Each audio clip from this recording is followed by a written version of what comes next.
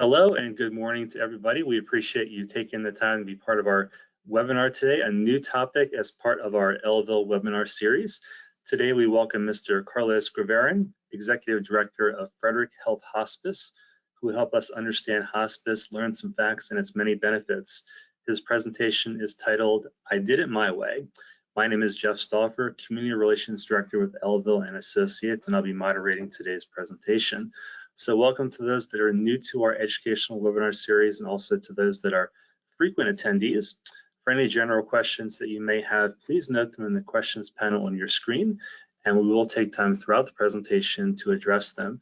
Your questions really help the presentation, they add value and help others learn, so don't be shy in posing your questions at any time. You also receive the presentation by email from me to take notes on it if you wish. Presentation is also available in the section marked handouts in the panel on your screen to download at this time. For our professionals on today's webinar, welcome as well. For CFPs, CPAs, and others, you may receive one continuing education hour for attending. If you would like continuing education hours per my attendance records requirements, if I don't have it already, please email me your pertinent information as soon as possible so I can submit your CE hours for approval on Wednesday morning. Everyone will also receive a post-webinar feedback email right after the presentation, and we ask that you please take just a couple minutes to fill out this very brief survey to offer us your feedback about today's presentation. Here at Elville and Associates, we work every day with and for clients with the ideals of client education, collaboration, and compassion in mind. So be sure to reach out to me with any questions at any time. And as always, we appreciate your interest in our webinar series and Elville and Associates. Before we get started, I'd like to offer Carlos a proper introduction. So Mr. Carlos Graveran has more than 30 years of experience in various facets of the healthcare industry. He currently serves as Executive Director of Frederick Health Hospice, a nonprofit hospice agency in Frederick. Prior to his current employment in July of 2016, he served as Vice President of Operations for a national for-profit hospice agency and has held various other leadership positions in the hospice, home health, and pharmaceutical industries. He is a passionate advocate for hospice and end-of-life care with demonstrated knowledge of hospice operations, leadership, financial management, and strategy development. Mr. Graveran co-chairs the Public Policy Committee for the Hospice and Palliative Care Network of Maryland. He has been described as a team builder, excellent mentor, and teacher by both his colleagues and staff.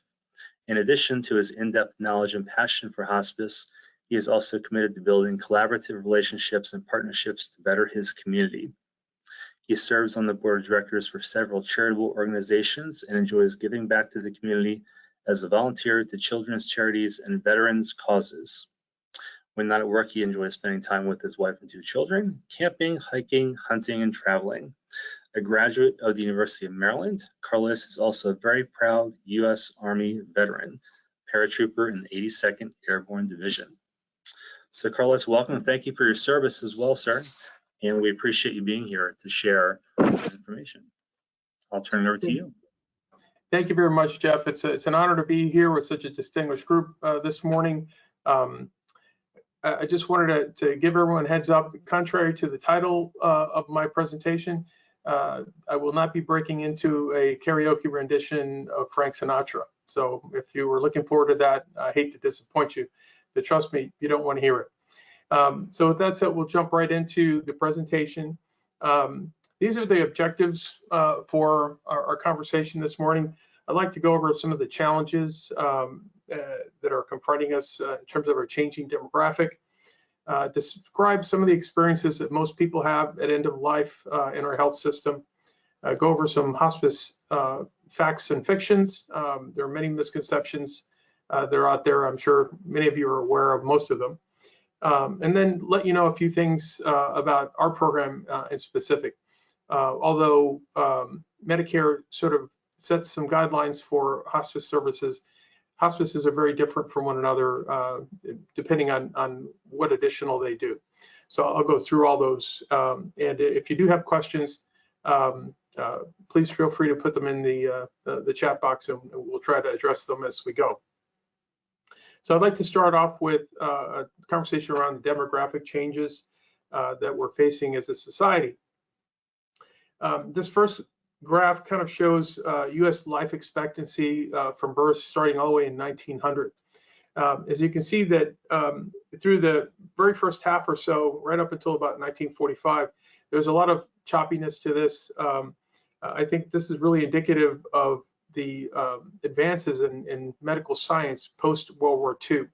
The big dip that you see here is really, the cause was the influenza pandemic, the Spanish flu in 1918, which has had a really dramatic impact on life expectancy in our country.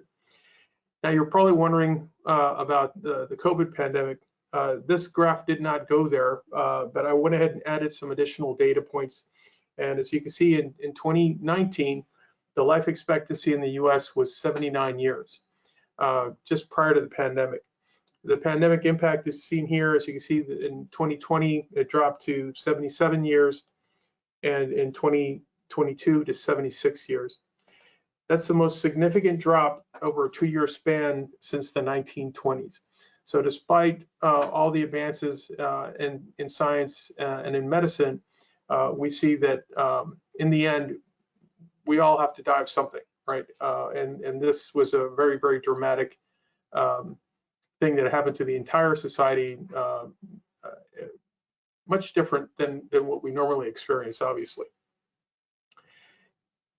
So again, and if you look at 2014, was just off of the graph, the median age of death was just under 79 years. And for those who reached age 65, you had a very, very good odds of making it to age 84. The median age of death would be 84 years. And if you made it and survived to 84, your median age of death was 88. And that really is all lending to the population increase. And as you see, by 2030, we're predicting to have a doubling of our population. Below that, you see the breakout of our population and life expectancy on ethnicity. See all origins here: Hispanics, non-Hispanic white, and non-Hispanic Black patients. So baby boomers have had a tremendous impact on our demographics. 2.8 baby boomers qualified for Medicare in 2011, and it's expected that by 2030, we'll have 80 million baby boomers in retirement. The Census Bureau estimates that over the next 20 years, 10,000 retirees will be added to the Social Security rolls every single day. Patient access to care is becoming an issue. In fact, many health systems are struggling to fill positions within our nursing and physician staffs. And hospitals need to address ever-increasing number of chronic illnesses. Hospitals are really created for acute cases, things that can easily be repaired and send the patient back home again. And dealing with patients with these chronic illnesses, especially those nearing end of life, is becoming an ever-increasing stress on the system.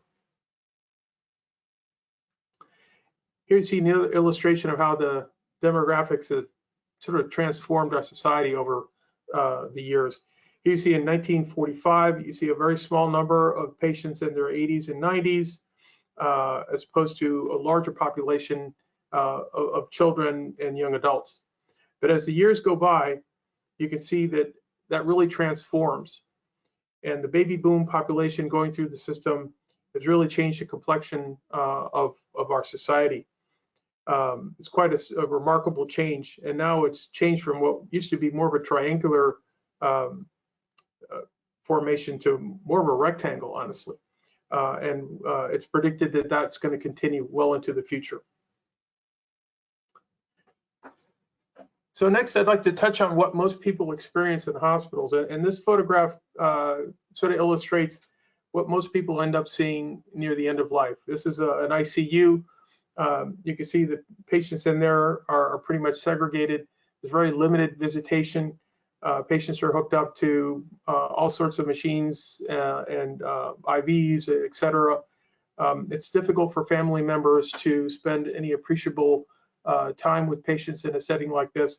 And quite honestly, patients don't want to be here. In fact, the majority of surveys show that patients prefer to end their life at home, in the comfort of their home surrounded by family members. Yet more than 70% of patients are actually still passing away in medical facilities like these, which is rather tragic. And this is really illustrating the satisfaction level of families to these circumstances.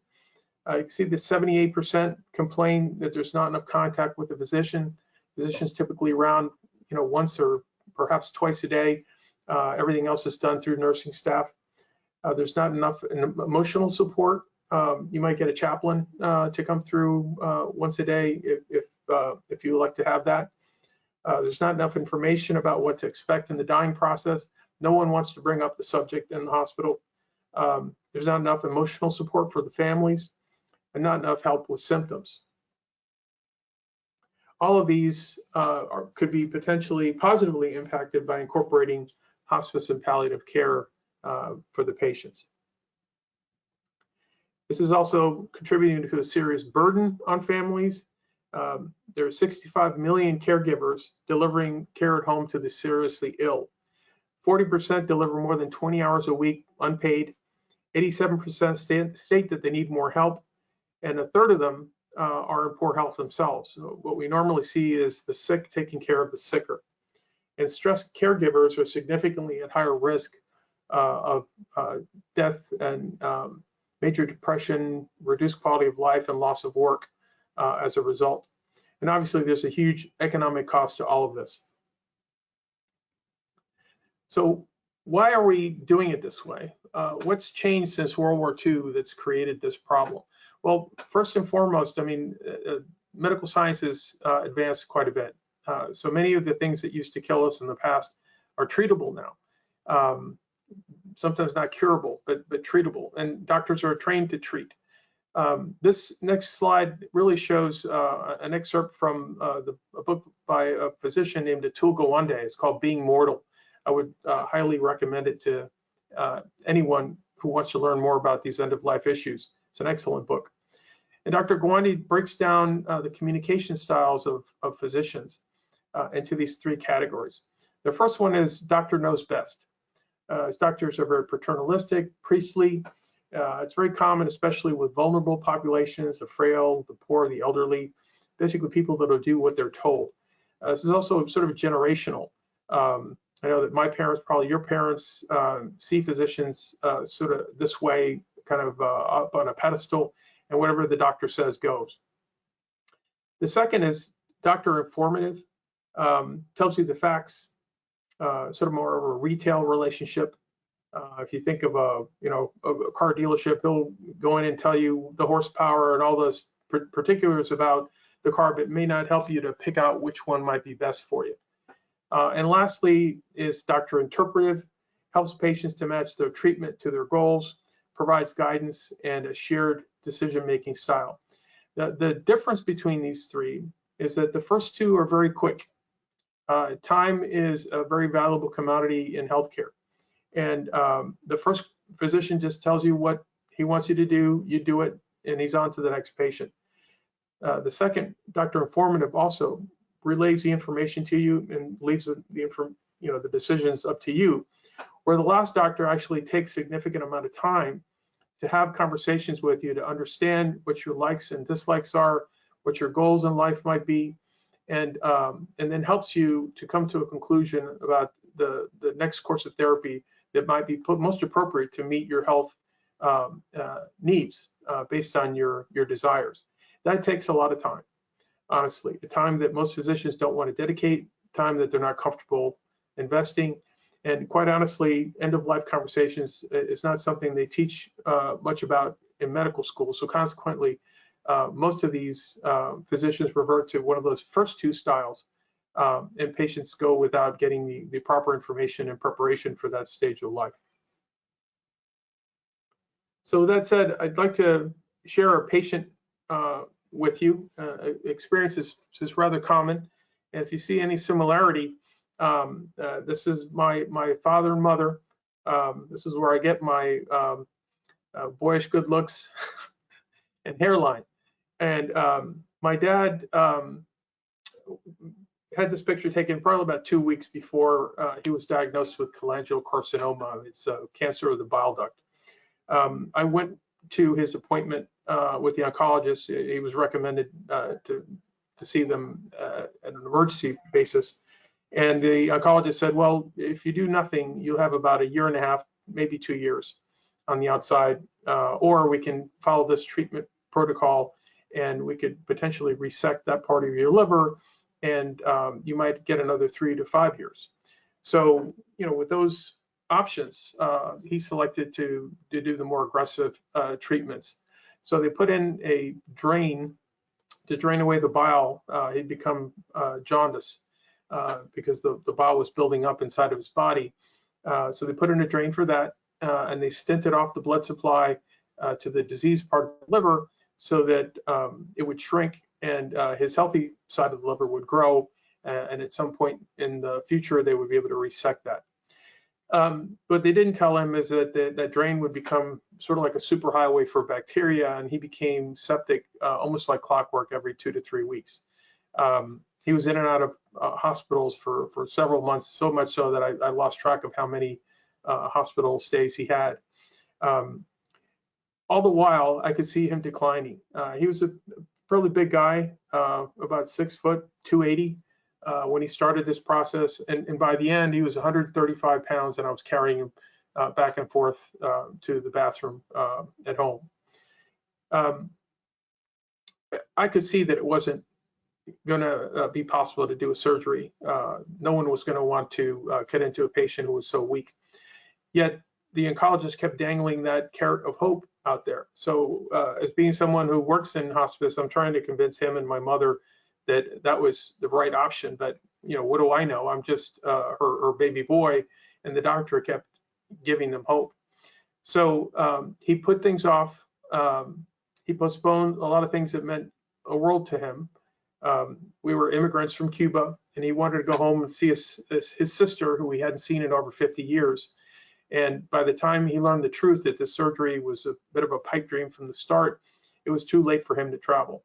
So he took that regret with him to his grave. So he did not have the length of time that we would have liked to see on hospice. By the time he actually learned the truth and I was able to convince my mother, it was just days before he passed. And he kept lamenting all the time, I wish I'd known sooner, I wish I'd known sooner. So as my mom did, but it serves no purpose for me to tell you I told you so. She's grieving enough over his passing. But it illustrates what most people go through. Doctors mean well. As the oncologist told me after I went back to see him for a conversation about my dad's care, he said, well, it's not my place to take away a patient's hope. And I said, I agree with you, doctor, I can understand that. What's worse, however, is to give a patient false hope, because now they're basing their care on a fallacy, and they don't get that time back. We only have one chance to get this right, and because my dad didn't have all the details and all the facts, he made decisions that he later regretted. So that's why we always push to get the information to the patients, to be brutally honest with them. It's as painful as it is, so that they can come to terms with the reality of the situation and be able to move on and have the sort of end that they would like to have, as opposed to one that the doctor wants to dictate for them. So here's some hospice facts and fictions. The illustration here, I just wanted to point out, just as a counterpoint to the picture you saw in the ICU, this is a terminally ill patient who is staying at our Klein house. You can see our music therapist on the left playing with him. He happened to be a musician, and he brought his own instrument with him, and they had many sessions together while he was at the house playing music. It's a very relaxed atmosphere where family can come and even stay overnight with the patient. Quite different than what you're seeing in an ICU or in any of the hospital floors for that matter. It's truly a wonderful experience for not only the patient but the family when patients choose to elect hospice services. So the first fiction is that hospice shortens your life. couldn't be further from the truth. Hospice does nothing to expedite a patient's passing. It's a patient-centered, family-oriented approach to care for people with life-limiting illness. It's using a combination of medical, emotional, and spiritual support, and it's oriented, comfort-oriented care as opposed to curative care. The analogies I like to use all the time is, for those of you who are fishermen out there, you're fishing in a pond with no fish. So changing your rod or changing your lure isn't going to get you a different result. There are no fish. And at this point in a patient's disease trajectory, there are no cures. So changing up the treatment is not going to get you the result that you're looking for. So it's time to reassess what your goalposts are and determine what's best for you at that point in your life. And hospice for many people is the right option. It allows the illness to take its natural course, and it provides support not only for the patient, but for the families as well, which is hugely important. The next one is hospice is giving up. Again, it's not giving up. It's not, sometimes you hear physicians say, well, there's nothing more we can do. We're going to call hospice. Well, there's certainly a lot more that can be done. And hospice does it. We keep the patient comfortable. We identify what their needs are, what their wishes are at that point in life, and help them to achieve it. Sometimes it's, I want to be around to see my daughter's graduation. I want to be able to walk down the aisle with my daughter, or at least in the wheelchair. Whatever the patient's goals are, we try to put a plan of care in place to help them achieve that. But for most folks, it's small things. It's being around family and loved ones, and being able to remember good times and eat the food that you might want to eat, as opposed to only hospital food, that make the real difference. Hospice is a place people go to die.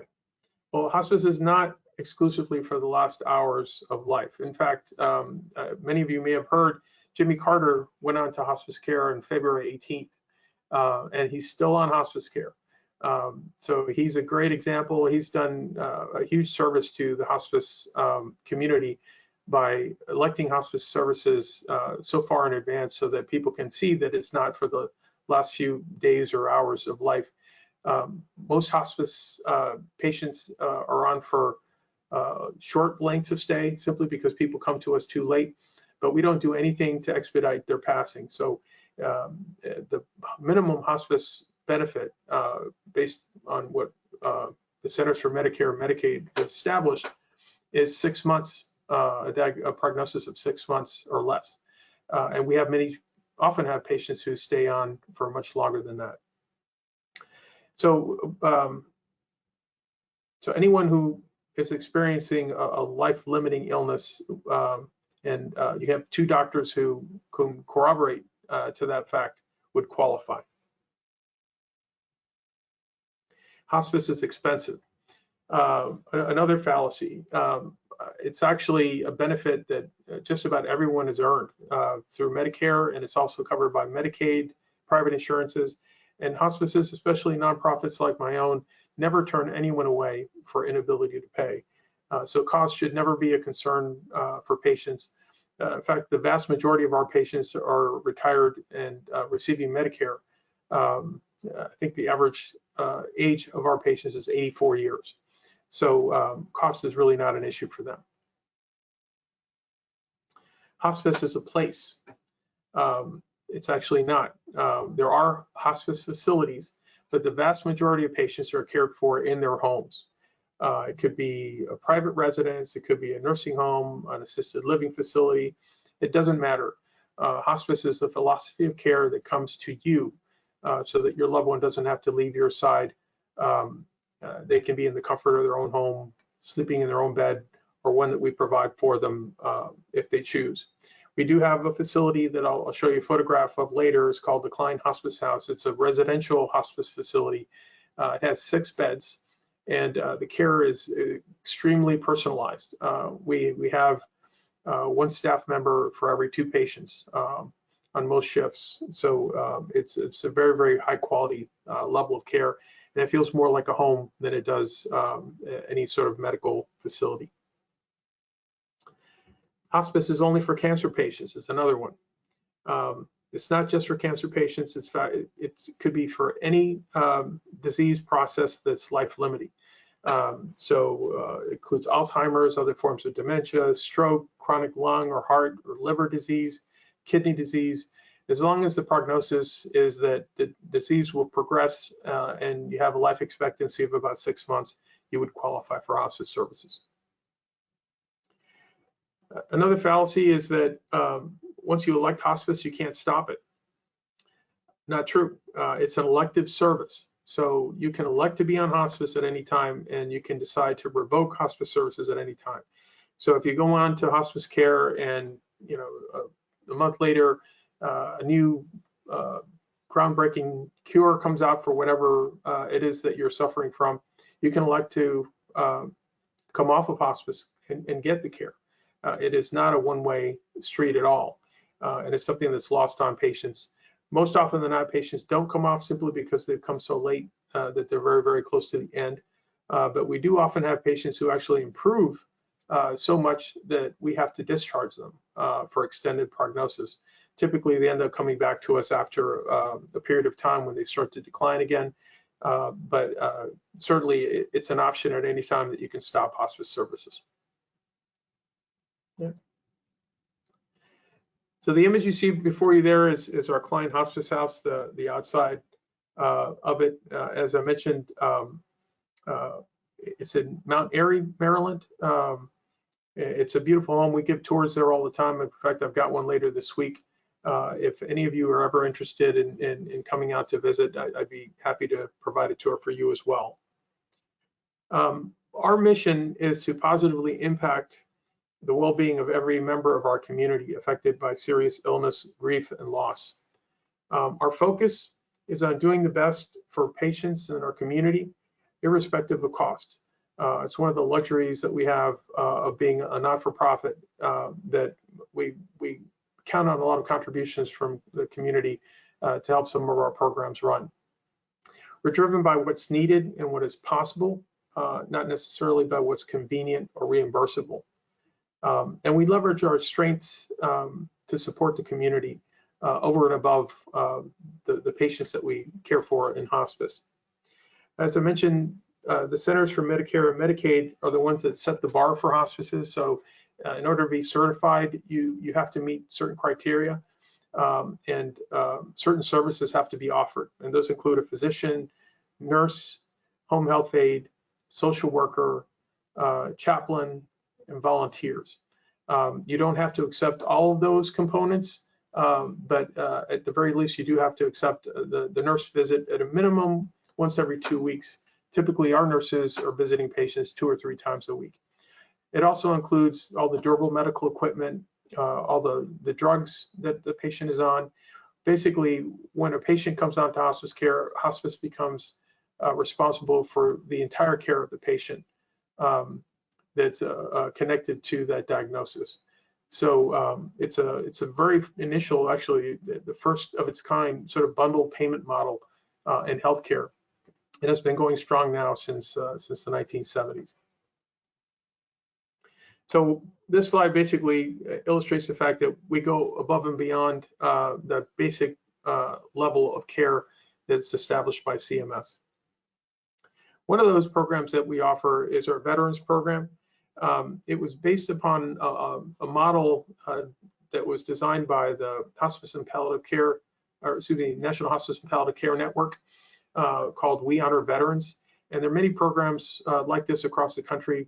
They basically measure how well a hospice services their veteran community with a 4-star rating system. We became a 4-star rating system back in 2017. And I built our program, existing program, as an offshoot of that. The difference being that we actually have full-time staff devoted to providing care for veterans, as opposed to most hospices who only have volunteers doing this. And the idea was to honor our veterans, provide them with recognition, pinning ceremonies, things of that nature, helping them to get awards or medals that they might have lost over the years. And it doesn't seem like a whole lot to those that aren't veterans, but those of you who are or can imagine a veteran who came home from the Vietnam War and never received any parades or ticker tape, when they come to the end of their life and they start sort of assessing their legacy, their experience in the military carries a lot of weight. It's very important for them that you recognize the sacrifice that they made for our country. And those are very touching ceremonies. Also, our veteran liaisons help to support veterans and their families by helping them to navigate the VA system. It's a ridiculous amount of red tape. It's quite a maze, and our veteran liaisons understand it very well and help folks to apply with the right forms and paperwork to make sure they're getting all the benefits that they're entitled to. And lastly, to coordinate services with other members of the community, other organizations that provide services for veterans that we may not have access to, just to make sure that the veterans are getting all the help that they justly deserve. And all of this is available to anyone in our community. You don't have to have been a veteran cared for under our program to receive these services. We get phone calls all the time, not only from our county, but from neighboring counties as well, looking for support for individual families who need it. Here's some photographs of the Veterans Program or Veteran Liaison making a presentation to a vet there in a wheelchair. Another group of veterans in a nursing facility. Here we are presenting a veteran with some ribbons and awards that were lost over time. And we also provide certificates of appreciation and things of that nature. When you walk into our office, you're greeted by this veteran wall. It's our way of commemorating all the patients that we've cared for who have been veterans. And each veteran is represented on the wall by a pin designating their branch of service. We've got every branch with the exception of the Space Force. I think it'll take a little while for us to get one of those. That represented is well over 1,200 patients there that we've cared for since 2017. About 20% or so of our census at any given time are represented by veterans. Additional programs that we provide, music therapy. It's not just entertainment, this is therapy, and the therapist uses music as a tool in her therapy. I've seen miraculous things done, in particular with patients suffering from forms of dementia. Music seems to get into places where medications just can't reach. We also care for pediatric patients. Luckily, we don't see too many because death and dying is difficult enough without seeing that as a child that's in that situation. But just recently, we had a child who we expected to die shortly after birth because of some congenital malformations in the womb. The patient only lasted a little more than a day, but we're there to care for the patient and the family, and we'll continue to do so. We have a very broad grief counseling program. It's open to anyone in the community, not just those covered by hospice. We have individual counseling sessions at no cost. We have programs for overdose and suicide survivors. In fact, we not only provide that in Frederick County, we also provide it in Montgomery County. The health department there reached out to us based on our expertise to provide similar care in their community. We have child loss grief support. In fact, we're now in Frederick County Public Schools providing counseling for children in the schools itself and in Spanish and English. We have a grief camp for kids, Camp Jamie, which actually takes place this weekend. It's an overnight camp, but it's grown significantly over the last 5 years to become a continuum of care. We now have a day camp 6 months after, and we have several camp reunions in between.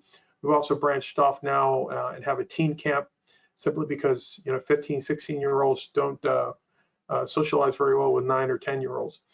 So we've carved out a program specifically for them. And then our most recent offering is Project Christine, which really supports families who have lost a child, like the one I described earlier. but it could be any child from birth to age 18. And these families are provided special counseling and support, both from a therapist and peer support to help them with their grief. And we have lots of complementary therapies. We have pet therapy, mostly dogs, but we do have a therapy, alpaca, which is sort of an interesting thing when you see everyone's expression when the alpaca walks into the room. We also provide Reiki, massage therapy, music comfort, and as well, I showed you the photograph of our client hospice house earlier. Again, I want to recommend this book to you by Atul Gawande, Being Mortal. If you haven't read it, I strongly recommend you do. I think it'll prepare you for not only working with your clients, but also with your own family members. Death is something that people avoid talking about in our society. And it's a shame that we leave it for the very end because it makes it all the more difficult. To quote Atul Gawande, arriving at acceptance of one's mortality and a clear understanding of the limits and the possibilities of medicine is a process, not an epiphany. So in other words, it takes time to come to grips with this. There are stages to the grieving process. You can't rush them. Psychologically, you need to be well prepared and understand clearly your options and choices well before you have to make those decisions in order to have the very best experience possible. So when all is said and done, my hope for all of you and for those whose lives you impact is that at the very end, they have the ability to say that they did it their way, that they're not dictated to by the health system, that they're not forced to accept options that they may not have wanted to begin with, that they're heard, and that they're well prepared to have those conversations with their physicians to make sure they get what they need. Okay. And with that, I'll conclude and open it up to your questions. Carlos, thank you so much. Really informative and helpful information. I've moderated hundreds of webinars, and I don't think I've ever listened so intently to one. Really helpful information. Thank you so much. Oh, it's been a pleasure. Yeah, thank you.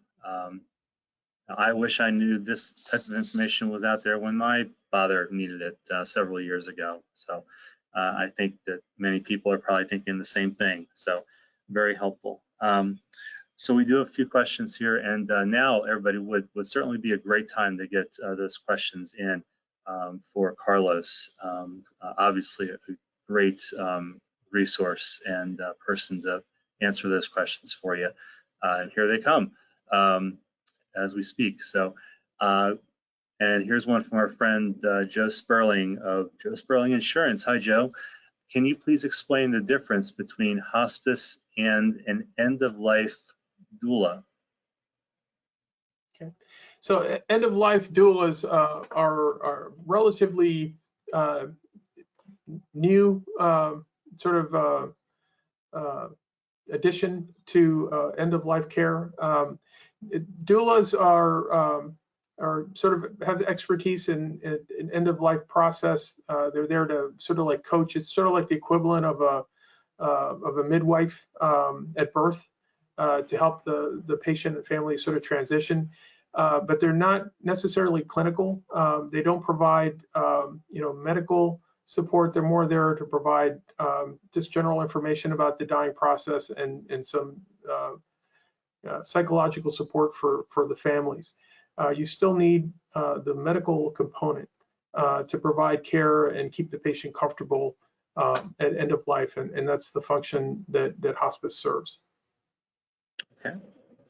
And two questions from one of our frequent attendees here. Have you seen patients improve while in hospice care to the point where they are removed from hospice? And can a patient in hospice care continue to see his or her primary care physician? Yes. So excellent questions. The answer to the first is yes, it happens quite often. In fact, we've gotten into a pattern of healthcare that is extremely siloed. So you'll have a physician that you're seeing for your heart, you'll have a physician that you're seeing for your kidneys, you'll have a physician that you're seeing for your knees. You've got all sorts of specialties, and they're really not talking to each other. They're really, really bad at communicating with one another. So consequently, they end up prescribing medications that inevitably will have interactions, right? And a lot of those interactions can be detrimental, cause a lot of side effects. So when patients come on to hospice care, one of the first things we do is address that polypharmacy and try to reduce the medications to what's absolutely needed and required. For example, if you're a 93-year-old patient who's just on to hospice, you really don't need to be on a statin because cholesterol might be an issue, but that's not something that's going to be an immediate threat to your life. And odds are that you're going to pass away from whatever other process you have going on. So eliminating a lot of those medications actually helps the patients quite a bit. And the fact that our nurses are coming in very often, they're getting a lot more interaction than they might normally get. You have an aide maybe 2 or 3 times a week. You've got a nurse twice a week. You've got volunteers coming, social work, etc. It's a lot of attention, and we're always a phone call away. So patients can call us anytime, and we make adjustments. Where if you're dealing with a physician in a private practice, you're going to have to get an appointment. You're going to have to try to chase down the doctor, and more often than not, they'll get an answering machine in the middle of the night that says, just go to the emergency room. And that's the last place people want to go. Our physicians are available 24/7. So that's a real distinction. And all of that combined really helps patients sometimes to improve to the point where we can no longer keep them on service. We're highly regulated. And if the patient's not declining, they can't remain under hospice care. So we end up discharging for extended prognosis. We call them our graduates. And eventually the patients will begin to decline again, and they can come back to hospice if they choose. And in terms of the second question, remind me, please. I'm sorry, I ran off and forgot what the second component was. Can a patient in hospice care continue to see his or her primary care physician? They can. So to be on hospice, you have to have an attending physician of record. So if you decide that you want your primary care physician to continue seeing you, you can list him as your attending of record. And all the medical decisions, the prescriptions, also those sorts of things will go through that physician. And if you're able to physically, you can still go out to the patient's practice and be seen. So we try to collaborate and cooperate with physicians of the community all the time.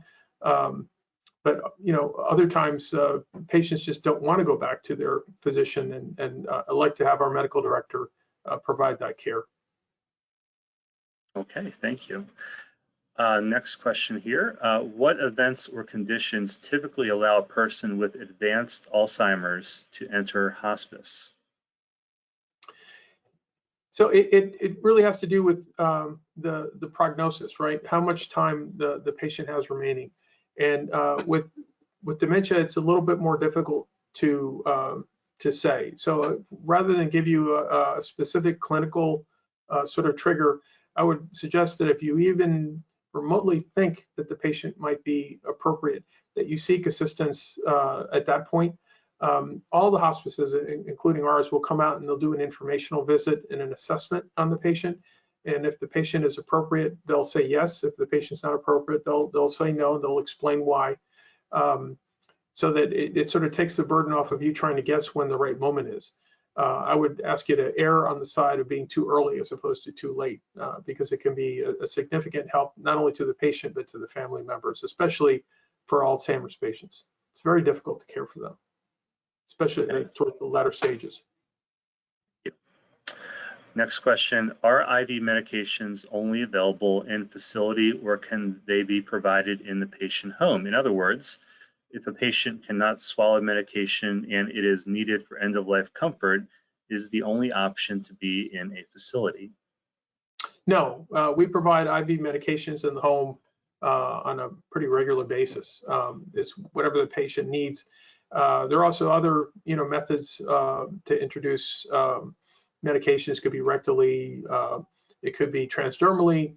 It really depends on the patient's cases. But as a hospice, I can tell you that we always try to do what's right for the patient. So, for example, cardiologists are notoriously, especially in this community, notoriously bad at referring patients to hospice care. They think we're going to take them off of their medications. So we've really gone out of our way to make sure that they know that we aren't going to do that. And we actually end up paying for some medications like milrinone, for example, that's commonly given to patients with heart failure. That's very, very expensive. You know, it's the right thing for the patients. It's removing an obstacle to that patient accessing care, so we pay for it. We also take patients who have destination LVADs, or left ventricular assist devices, something that is more common for people, for example, waiting for a transplant. Those would be excluded because they're still seeking curative treatments. But for those that are destination LVADs, where in other words, they're going to continue with this device until they pass, we accept those as well. Okay. A little bit of a specific situation here. See if you have any thoughts about this, Carlos. It says, my husband is a Korean vet in need of admitting him to a VA nursing facility, and I have health issues. I'm sorry to hear that. Do you have any general thoughts about that, Carlos? Yeah, when you say a VA health facility, we've got one in Baltimore and then one in Martinsburg, West Virginia. Those are kind of the closest. And there's specific criteria for being included. If you're saying a facility in relation to hospice care, there are some strict criteria with regard to veterans in hospice. You have to have at least 60% disability in order to qualify to be at a hospice house at the VA. But that's something that is sort of irrelevant for an organization like ours. We take veterans all the time, and it doesn't matter if they're 60% or 0% disabled. We'll help to care for them. And the VA does cover some of the benefits for veterans under hospice, as well as Medicare and Medicaid. So again, cost should not really be an issue. Okay. And Stephanie, if it's a non-hospice situation and you'd like to run this by one of our elder law attorneys here at the firm, we can certainly speak to you and try to advise you on some next steps. So just probably need a little bit of further context about the situation, but always happy to help any way possible, certainly. Next question, and it looks like actually we've got two more. My 17-year-old daughter is currently receiving palliative care. You shared the median age, but does your facility have younger adult patients? Well, we've had patients across the board. I mean, we've had infants to patients that are over 100. We'll care for anyone who needs the support within our program. And palliative care is a wonderful option.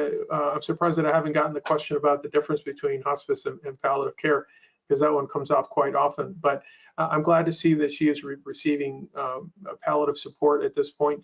And hospice is not only ours, but others are ready and willing to provide care under their programs when that time comes for her. Hopefully, no time soon. Looks like the last question for now is, do you provide medical aid in dying? We do not, although it is up for conversation again at the state. In fact, we're preparing for the next cycle with the legislature, because we anticipate that this is going to come up again. I try to put my personal feelings aside about this. My concern with medical aid in dying and hospice is that folks will get a wrong impression about what hospice is, and sort of connect the fact that we're doing something to expedite someone's passing, when that's really not the mission of hospice at all. I think that often people turn to things like medical aid in dying because they're not really aware of the benefits that hospice provides. What we all want to avoid at end of life is pain and suffering. And hospice already does a great deal to take that away, to treat that. And because people don't understand hospice care, clearly I think it's lost on them. I think if they had a better understanding of what's offered through hospice care, that there wouldn't be such a cry for medical aid and dying. It continues to grow every year, but we expect that we'll be dealing with that issue again in 2024. Okay. And last question again for now. Do you help ones in in Montgomery County? Do you help ones in Montgomery County? Yes, we actually service both Montgomery and Frederick. We're looking at potentially expanding our footprint deeper into Montgomery County. We currently do more care at the northern part that's adjacent to Frederick. But some of our programs, like our overdose survivor program, we do throughout the county in Montgomery. Okay. And one thought I had that I wanted to ask you, Carlos, which really hit strongly with me, is your statement earlier about your dad's care and how the doctor was kind of giving him some false hope about his care, and how you stated to him that he was then, basing that care on, a fallacy basically. And I thought that hit home with me. But my question to you is, do you think that a lot of doctors, the majority of doctors, think in those terms when being presented with a situation like your father's, or do you think that that doctor was more in the minority of how a doctor would approach somebody in your father's situation? No, I'm sad to say that that's pretty common. I'd say the majority of physicians are like that. They're not comfortable with death and dying, and they went to medical school to learn to treat and to cure people, and many of them see the patient's death as a failure on their part, which is a terrible way to look at it when you think about it, because you're setting yourself up for a lot of disappointment. We're all going to die of something. That's a given. I mean, there's one unavoidable occurrence in your life is that it's going to end. And for physicians, they can't play God. I've had cardiologists tell me with a straight face that their patients don't die, for example, to which I always ask, how do I sign up? But what they really mean is that they're not dying as a result of the heart failure, that they've got that under control. We recently had a physician that called very irate, screaming at me over the phone, complaining that his patient had no business to be on hospice, that he wasn't appropriate. What were we doing, taking him on? To which I finally had to interrupt him and explain that his patient had passed away that morning, and that we hadn't had a chance yet to call his office to notify him. And then there was silence on the other line. And a while later, he came by. Well, he didn't die of his heart disease, he said. They're very compartmentalized in how they view the patient. If it's an oncologist, they're looking at the cancer. If it's the pulmonologist, they're just looking at the lungs. They're not seeing the patient as a whole. And I think that's really one of the benefits of hospice, is that our physicians, our medical director, is looking at the patient as a whole, is trying to take into consideration the needs of the patient, what their wishes are, and then to pair the medications and the treatments to that, so that the patient has a better chance of actually meeting those goals. For lots of folks, is that I don't want to be overly sedated. They think that we're going to dope everyone up and keep them unconscious till they pass. That's not what we do. Everything is very closely tailored. And physicians just don't quite understand that. They're not comfortable with the conversation. And consequently, they keep kicking the can down the road, providing patients with hope, as if that is going to cure them, or if they're on hospice, you lose hope altogether. None of it is true. But we have a real problem in this country, especially in our health system, with people really understanding what hospice is, what it represents, and how it can really impact their life in a positive way. Hopefully that'll improve through events like this. The more I reach out to the community and educate folks to have these conversations, the better. Because if you as a patient bring it up with your physician, they're forced to have the conversation. And if you want them to be brutally honest and tell you the truth, they will. But if they sort of see that you're hesitant or scared of even bringing it up, they're certainly not going to do it. They're not going to take that first step. Well, thank you. And events like this and the outreach that you do, I think are just so important. And I think this has been great today. And you have to promise me that we're going to do it again down the road. I'd be happy to, and we're always available if there are any additional questions. Your contact information is on the slides, and you have it as well. I'm happy to take individual calls or questions anytime. Thank you. It looks like we have one more question here.